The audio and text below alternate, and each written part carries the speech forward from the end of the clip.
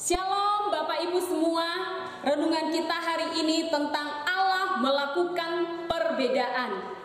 Keluaran pasal yang ke-10, pasal yang ke-11, dan pasal yang ke-12 menjelaskan kepada kita bahwa Allah melakukan perbedaan antara bangsa Mesir dan bangsa Israel. Sebagaimana kita ketahui bahwa bangsa Israel pada saat itu adalah bangsa yang diperbudak di negeri Mesir. Nah, walaupun kedua bangsa ini berada di dalam satu negara, yaitu Mesir, tetapi ketika Allah menulahi negeri Mesir, bangsa Israel terluput dari kedahsyatan dan dampak dari tulah yang Allah lakukan. Mari kita akan lihat perbedaan apa yang Tuhan lakukan bagi bangsa Israel. Di dalam Keluaran pasal yang ke-10 ayat yang ke-23 firman Tuhan berkata, "Tidak ada orang yang dapat melihat temannya, juga tidak ada orang yang dapat bangun dari tempatnya selama 3 hari. Tetapi pada semua orang Israel ada terang di tempat kediamannya." Ketika tulah gelap gulita memenuhi negeri Mesir, tetapi bangsa Israel, firman Tuhan berkata, ada terang. Mereka tidak mengalami gelap gulita selama berhari-hari. Kemudian di dalam Keluaran pasal yang ke-12 ayat yang ke-7 firman Tuhan berkata, "Kemudian dari darahnya haruslah diambil sedikit dan dibubuhkan pada kedua tiang pintu dan pada ambang atas, pada rumah-rumah di mana orang memakannya." Lalu di ayat yang ke-13, "Dan darah itu menjadi tanda bagimu pada rumah-rumah di mana kamu tinggal. Apabila aku melihat darah itu, maka aku akan lewat daripada kamu. Jadi tidak akan ada tulah kemusnahan di tengah-tengah kamu apabila aku menghukum tanah Mesir."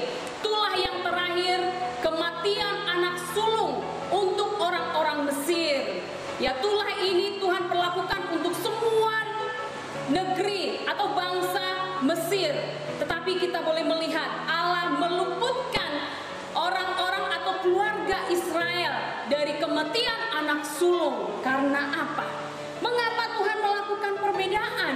Karena Allah mengasihi bangsa Israel. Bangsa Israel adalah umat kesayangannya, adalah bangsa pilihannya. Sudah pasti kalau bangsa Israel adalah umat pilihannya, maka Allah akan meluputkan, Allah akan menyelamatkan, dan Allah akan melindungi umatnya.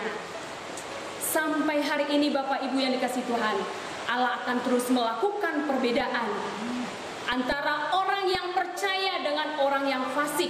Allah juga akan melakukan perbedaan antara orang yang sungguh-sungguh taat kepada Allah dengan orang yang tidak sungguh-sungguh taat kepada Allah. Dua komitmen yang harus kita terus bangun di hadapan Tuhan sebagai umat Tuhan yang sungguh-sungguh taat kepada Allah adalah komitmen yang pertama, semakin hari semakin mendekat kepada Tuhan Allah. Ya, bangsa Israel mereka tinggal di satu daerah yang bernama Goshen. Goshen itu artinya mendekat kepada Allah. Bangsa Israel pada saat di negeri perbudakan mereka melakukan ini, mereka mendekat kepada Allah. Mari kita seperti bangsa Israel untuk kita menjalani hari-hari kita untuk semakin dekat kepada Allah sehingga perkenanan Tuhan akan nyata bagi kita. Komitmen yang kedua Bapak Ibu yang dikasihi Tuhan, yaitu taat.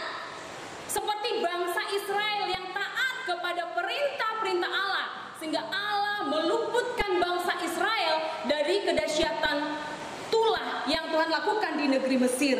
Demikianlah kiranya kita umat yang hidup di akhir zaman ini